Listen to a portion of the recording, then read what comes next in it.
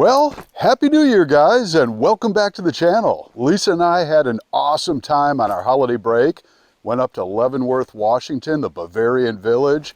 It was beautiful. Lots of snow, probably a foot of snow on the ground while we were there. Snowed every day. Lots of tourists. That wasn't so much fun, but overall we had a great time. One of the cool things about Leavenworth is they have the largest nutcracker collection in the world at the Nutcracker Museum. And I'm talking about thousands and thousands of nutcrackers from all different parts of the world over the course of all different times in history. Really, really impressive exhibit. We really enjoyed that.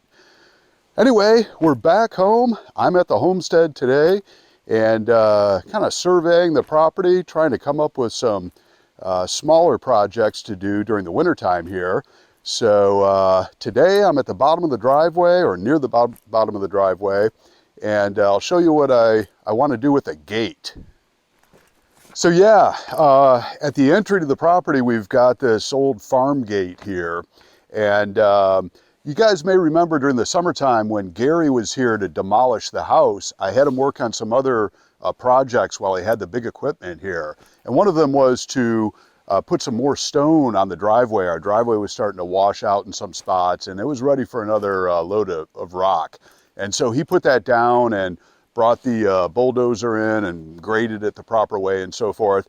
And anyway, that additional layer of rock is such that the driveway now is at a level where this gate will not clear that new level of driveway.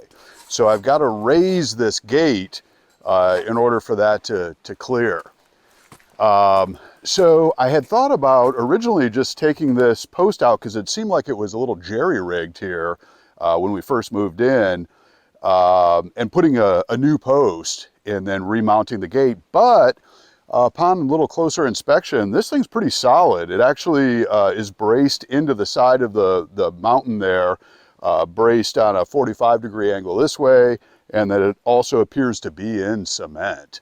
So I think what I'm going to do, I'll show you here. Come over and take a little closer look. I think I can get away with just detaching these brackets from the post and simply unscrewing the lag bolts here that these attach to, and raising this up. I only need to come up about 4 inches, and I ought to be able to do that. So I'm thinking I can, actually I probably can just leave these in place and simply raise the gate up and mount this, here, although I wouldn't clear the bottom. I'd have to bring the bottom one up, and that'd be fine. So maybe I'll just detach the bottom, screw that in a little bit higher on this post, and then raise this gate above the post. That should be fine. So let's see here.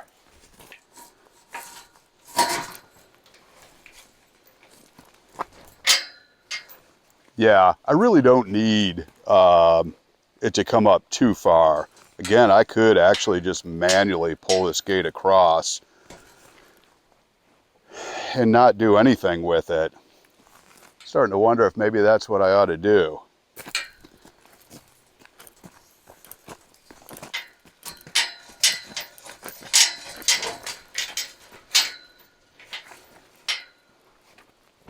That's no big deal. You know what? I think on second thought, I'm just going to leave it as is.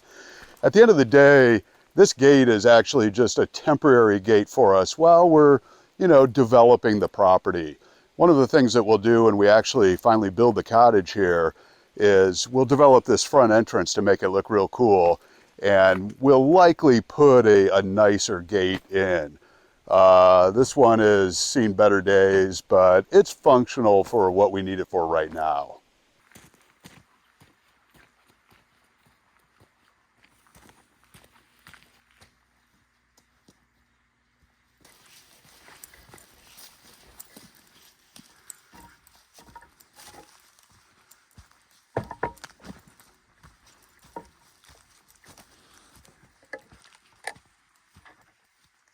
So the nice thing about this time of the year is, you know, the trees or the leaves fall off the trees and the bush gets a little less thick, so you can kind of see into it. And anyway, before we left on our trip, I was up here at the back of the property doing a little exploring, which is pretty cool. This whole area is pretty magical. The mountains are all around here, great views. It's a due south exposure. This is the area that Gary excavated over the summertime, if you remember, behind you here. But anyway, I found this stuff buried in this part of the bush over here. You know, the former owners that had this property for many, many years, dating back to the late 80s apparently, were auto enthusiasts, and they collected old automobiles and junked them. And at this back corner of the property, we found a lot of, well, not a lot, 2 actual junked automobiles that were just kind of pushed into the corner. And so Gary excavated those out, and there's lots of just, you know, automobile debris hanging around here, which is a real bummer. I hate that. So anyway, doing my best to get it cleaned up. And this was buried in that bush right there. So I've got 4 tires I've got to get rid of. I've got this giant contraption, which I have no idea what this is. And then this old Stowmaster 5000, that's probably still usable. That is what you would tow a car behind a trailer with. So I may clean that thing up, maybe put it on eBay. I don't have a use for it. But some old windows here. I mean, you can see, I think this came off of an old VW Bug. And it's intact, so I may be able to do something with that. Same thing with this one. Kind of a cool thick piece of tempered glass, you know, with the pivot. This was probably a side window of some sort. Anyhow, it's junk for the most part that I've got to pack up and haul off to the dump. Hopefully you guys have noticed the new threads. Check out this awesome oilskin jacket that Lisa got me for Christmas. I love this thing, super warm, lots of pockets to stow different things, waterproof because it's oilskin. It's my new favorite go-to cold weather, wet weather jacket. Thank you, love.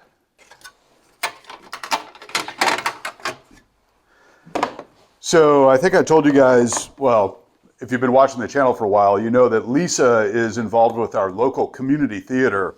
And she was the star in the local Christmas play, which was a Harry Connick Jr. production called The Happy Elf. And she was the Happy Elf, and is the Happy Elf. Anyway, she's on to her next production, which is going to be Tombstone, with Wyatt Earp and Doc Holliday and the gang. And she is going to play Big Nose Kate in Tombstone. So practice is going full steam ahead. That production will open early March, and the theater group, it's a big production. There's, I don't know, maybe 12 or 13 actors in Tombstone. And so practice goes pretty hot and heavy for 2 months straight. And she'll practice for usually 3 to 4 nights a week, up to 3 hours a night at the theater.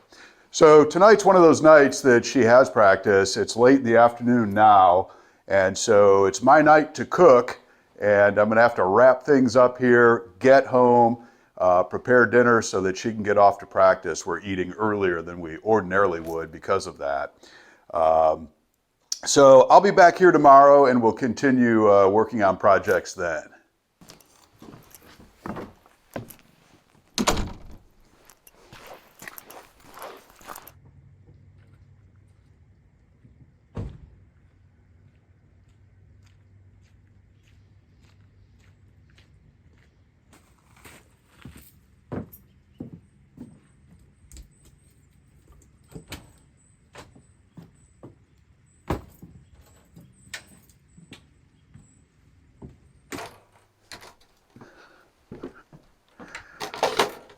Hey guys, so another rainy day today, And I think what I'm going to do is sanitize the fresh water system in the Airstream. I haven't done that in a couple of years and really should do that annually.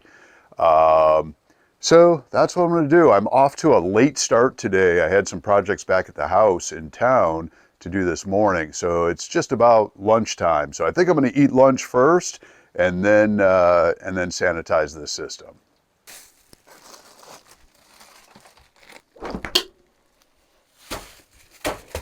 So I think what I'm going to have for lunch today, I'm going to grill up these bison burgers. I love bison.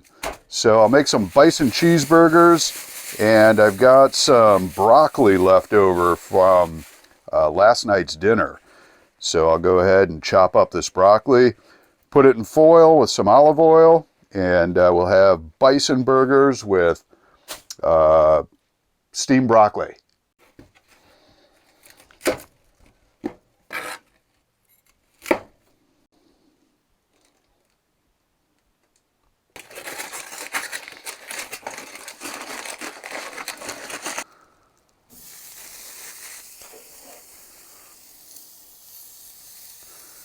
My grill has seen better days. I made the mistake of keeping this out there for most of the last year, and so it was subject to the rain and the moisture at night. So it has been beaten up pretty good, and it was a hand-me-down grill a couple of years ago. So it's probably time to invest in a new grill and take care of it under the cover here of the the overhang. Anyway, bison on the grill, baby.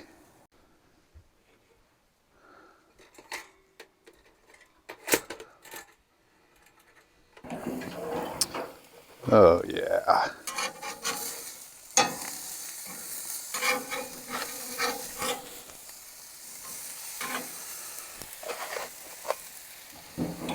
That's what I'm talking about.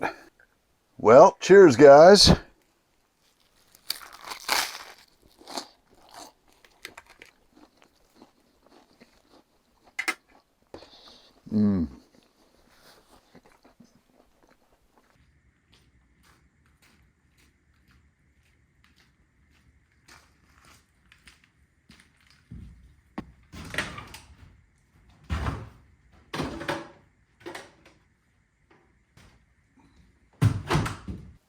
Okay guys, so pretty simple to sanitize your water system in your RV. For our Airstream, we have a 39-gallon freshwater holding tank. And so what we want to do, Airstream recommends taking that, whatever the capacity of your holding tank is, and multiplying it by 0.13 to come up with the number of ounces of bleach that you'll use to sanitize the system. So for us, 13% of 39 is roughly 5. So we'll use 5 ounces of bleach in our bleach mixture. You never want to pour straight bleach into your RV system. You always want to dilute it first. So I'll dilute 5 ounces of bleach into a gallon of water, and that's what we'll pour in to sanitize the system. First thing you have to do is drain the existing tank, which I've already done. The water that was in there, we had about 50% capacity, so roughly 16 or 17 gallons that have been sitting there for over a year that we haven't used that. So I drained that out completely. I'll go ahead and pour the diluted bleach mixture into the tank, and then what you do is refill the tank to about 90–95% of its capacity. I'll take it up to about 35 gallons. And then turn on the pump, because the water pump is what pulls that water out of that holding tank. Obviously, when you're hooked up to the shore power, it's the pressure from the system that's feeding the spigots. But when you're not hooked up and you're pulling out of that freshwater holding tank, you got to have a pump for that. So anyway, turn the pump on, and then open all of the spigots in the RV. So the kitchen, the shower, the bathroom, sink, and the outdoor shower. And let that water flow through those spigots until you can smell the bleach. Then you know that the bleach has penetrated the whole system. Turn everything off, including the pump, and then let that bleach set in the system for a minimum of 4 hours. Really takes 4 hours with that dilution to completely sanitize everything. So I'm going to actually leave it in the system overnight and then come back tomorrow and then drain that tank and the whole system, refill it with fresh water, drain it again, refill it one more time.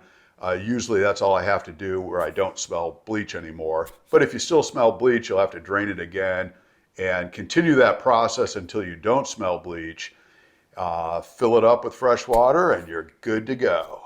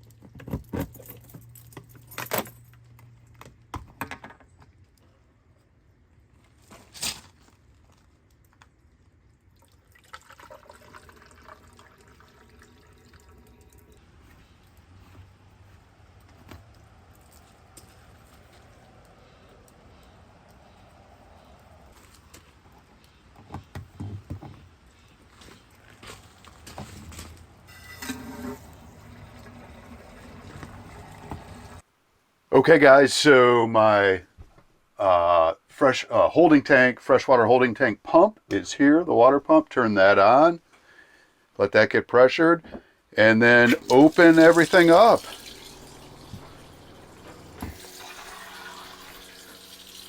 So I'm looking to smell chlorine.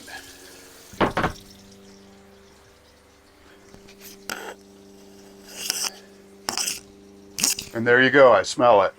So now we can turn the water off and in all the spigots.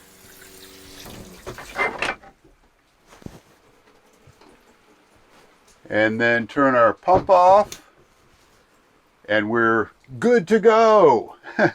Like I said, I'll let this set for overnight, and then tomorrow I'll come in and drain it, refill it with fresh water, drain it again, and refill it with fresh water until I run these and don't smell the bleach any longer. All right. A nice typical Oregon winter day. Lots of rain. Not too terribly cold today. It's actually, I'd say, in the mid-50s, so it's pretty nice out, but it's definitely this off and on rain all day long. At least it has been today and most of this week. We do have some sun in the forecast, so I'm looking forward to that. Just wanted to say something that you might consider when you do your sanitation, your water system sanitation. You might also consider the maintenance on your hot water tank. We've got a 6-gallon hot water tank here in Maggie. Maggie's the name of our Airstream. I think I've told you about that in a previous video. But anyhow, you want to descale that from time to time, and you do that using a white distilled vinegar solution. You never want to put bleach into a metal tank. So, and that process is relatively simple, but it does involve bypassing the general water system, which is not hard to do. I actually did descale this hot water tank last year, so I feel like it's, for me, for us, I should say, you know, as frequently as we use the Airstream, probably every 2 years is fine for that maintenance, so I'm not going to do that today.